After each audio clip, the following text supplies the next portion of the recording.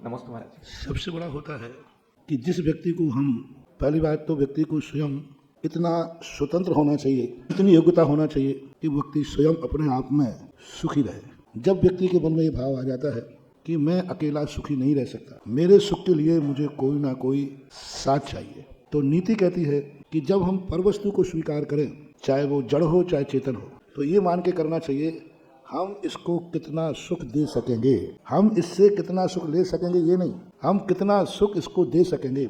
यदि ऐसा भाव दोनों व्यक्तियों में आ जाता है तो यह गृहस्थी बहुत स्वर्ग जैसी सुखदायी है। माँ बेटे होते हैं, बेटा सोच ले कि मैं माँ बाप को कितना सुख दे सकता हूँ, मैं नियम करता हूँ कि मैं कभी माँ बाप को दुखी नहीं होने दूंगा, और माँ बाप नियम ले लें कि मैं बेटे को कभी दुखी नहीं होने। सब घर में, पूरा घर, हर घर में दुख कब होता है? नरक में। नरक बन जाता है घर जब हर व्यक्ति दूसरे से सुख चाहता है। सासू क्या चाहती है?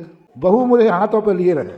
तो बहू क्या चाहती है ना? बोल दो, आप तो सब जानते हैं, सासू हाथों पर लिए रहे। और इसको उल्टा कर दो, सासू नियम ले ले भाई कि मैं बहू को हाथों पर लिए रहूंगी, और बहू नियम ले ले मैं सासू को हाथों पर लिए रहूंगा। पर उल्टा पलटी करना।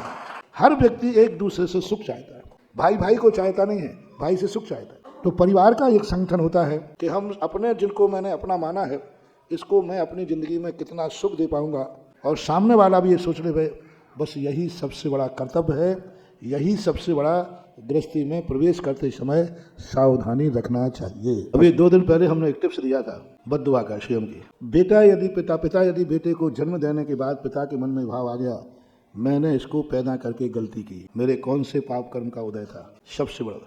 और बेटे के मन में भाव आ गया, मैंने कौन सा पाप किया जो ऐसा बाप मिला। बस ये जिंदगी का सबसे खतरनाक मोड़ है। स्त्री, तुम पति पत्नी में जिंदगी में कभी ये भाव आ गया, मैंने कौन सा पाप किया, तू मेरे गले पड़ गई। पत्नी के मन में भाव आ गया, मैंने कौन सा पाप किया तो तुम्हारे से मेरी शादी हो गई, बहुत बड़ी गलती हो गई, गलत नंबर, आपकी भाषा है गलत नंबर। बस ये जिंदगी में कभी आने मत देना। या तो किसी को अपना बनाओ मत, किसी को अपना मत बनाओ, अपने आप में मस्त रहो। किसी को अपना बनाना है तो बस जिससे संबंध जोड़ो। जिंदगी में एक शब्द सुनते रहना, मैंने कितना पुण्य किया जो तुम जैसे व्यक्ति मुझे मिले। पति को भाव आवे, मैंने कितना पुण्य किया मुझे ऐसी पत्नी मिली। ये 2 शब्द की साधना जो गृहस्थ में कर लेगा, उसकी गृहस्थी सफल हो जाएगी।